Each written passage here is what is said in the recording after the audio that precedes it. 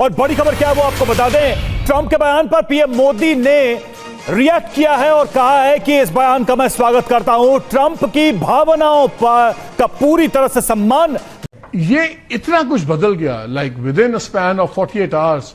और फिर जो परेड आई, जो सब कुछ आया, कि यहां तक कि डोनाल्ड ट्रंप को भी कहना पड़ा कि कन्वे सरकास्टिक उनका ट्वीट भी आ गया। तो पहले ट्रंप का बयान आता है और उसके बाद प्रधानमंत्री नरेंद्र मोदी ने उस बयान पर रिएक्ट किया, एक्स पर उस पर अपनी प्रतिक्रिया दी, पोस्ट किया, कहा कि इस बयान का मैं स्वागत करता हूं।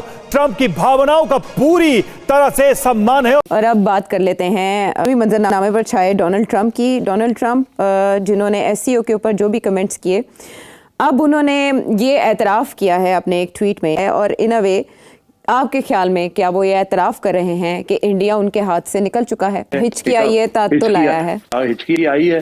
डोनाल्ड ट्रंप ने कोई बेवकूफ सी बातें की हैं जिसकी वजह से अपनी इज्जत बचाने के लिए ये काम किया। तो ये अपने सारे पत्ते टेबल पे डाल रहा है कि कोई तो पत्ता चलेगा यार, कोई तो झुकेगा, कभी तो मेरी बात मानेंगे, और इसकी कोई बात सुनने को राजी नहीं। वो इस टाइम जो इंडिया प्लानिंग कर रहा है ना सर, ये आने वाले 5-10 साल में आपको समझ आएगी कि इंडिया क्या कर बैठा हुआ है और वो क्या करने वाला है। चाइना, इंडिया, रशिया, इन्होंने मिलके अमेरिका को बर्बाद करना है। आप भी इधर बैठे हुए, मैं भी इधर बैठा हूँ।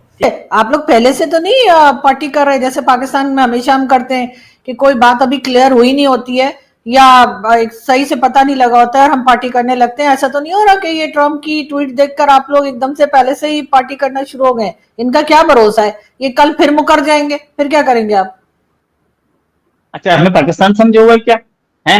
हमें नहीं पता कि हम क्या करने जा रहे हैं और क्या कर रहे हैं। अच्छा, जब हमारे फॉरेन मिनिस्टर ने बोला था कि मार्केट है और इकोनॉमी है अमेरिका की, उसको हम देख लेंगे, कोई प्रॉब्लम नहीं है, तो वो सोच समझ के बोला था। ये देखिए, ये जो आप देख रहे हैं एक्स पर पोस्ट किया है प्रधानमंत्री नरेंद्र मोदी ने और उस पर उन्होंने अपनी बातें रखी है। इस पोस्ट के जरिए उन्होंने ये रिएक्शन दिया है। जल्दी से देखिए, बिग वॉल पर हम आपको वो रिएक्शन दिखाते हैं। ये देखिए, प्रधानमंत्री नरेंद्र मोदी ने एक्स पर पोस्ट किया और क्या कहा प्रधानमंत्री? Deeply appreciate and fully reciprocate President Trump's sentiments and positive assessment of our ties. यानी कि कहा उन्होंने कि बहुत गहरे मन से, दिल से मैं इसकी सराहना करता हूं जो उन्होंने एक मूल्यांकन किया है सकारात्मक, और ट्रंप की भावनाओं का मैं सम्मान करता हूं। क्या आपको लग रहा है कि ये वापस लेंगे?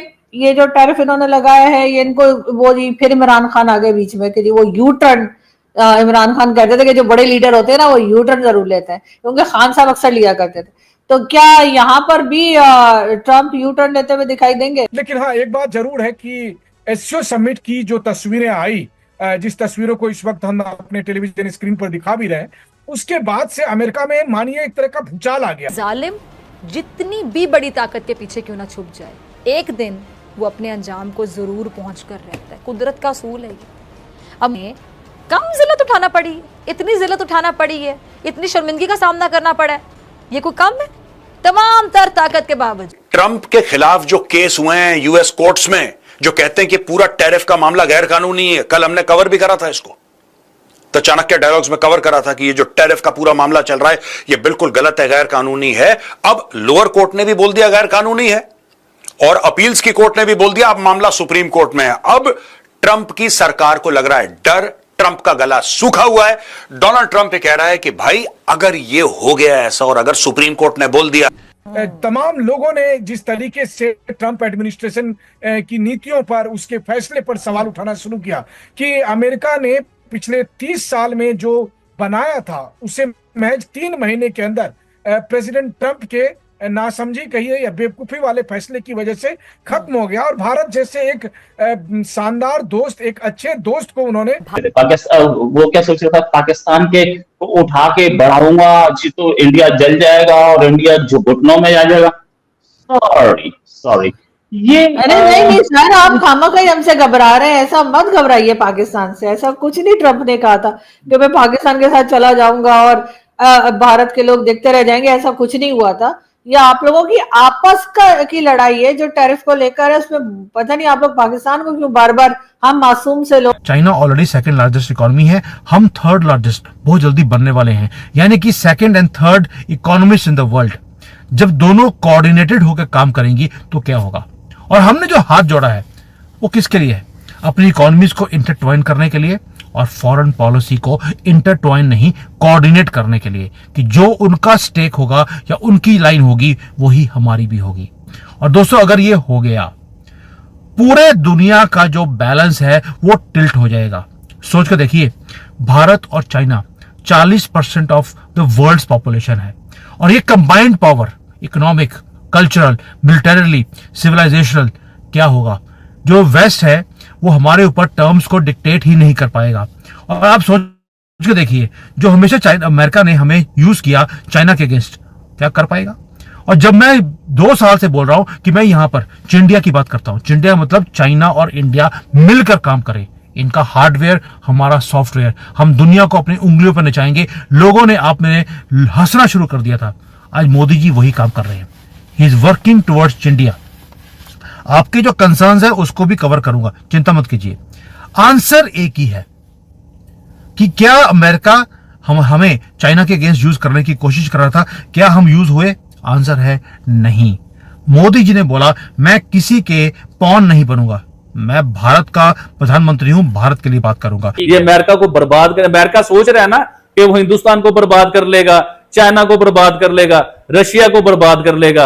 और सर, आने वाला टाइम देखें होता है क्या। और मैं बहुत ज्यादा खुश हूं, क्योंकि मैं अमेरिका को लेके ना हमेशा, मुझे अमेरिका का असल चेहरा जो है वो मैं 10 साल पहले देख चुका हुआ था कि अमेरिका का असल चेहरा क्या है। ये बहुत बड़ा ब्लैकमेलर है, ये पूरी दुनिया को डराता है, ब्लैकमेल करता है। उसका वो ख्वाब टूट गया है।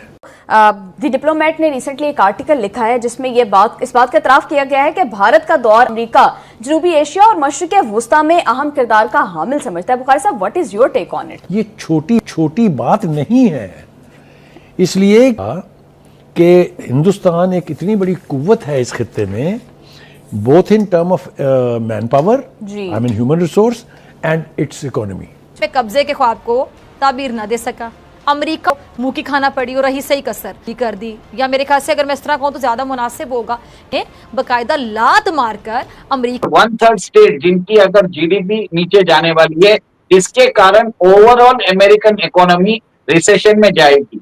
और रिसेशन में जाने के बाद आपने एक सेकेंड आर्टिकल देखा था जिसमें बताया गया था स्टैगफ्लेशन।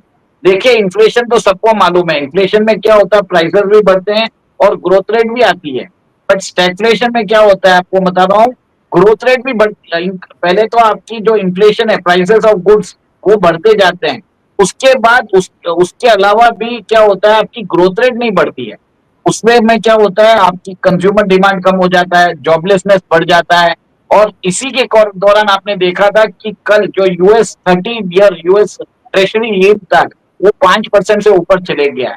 तो कहीं ना कहीं ये बता रहा है कि अमेरिका की स्ट्रक्चरल इकोनॉमी में प्रॉब्लम है और वीक जॉब डेटा आ रहा है, वहां पे लोगों के पास पैसे नहीं है। और सबसे बड़ा इसमें कारण है डोनाल्ड ट्रंप।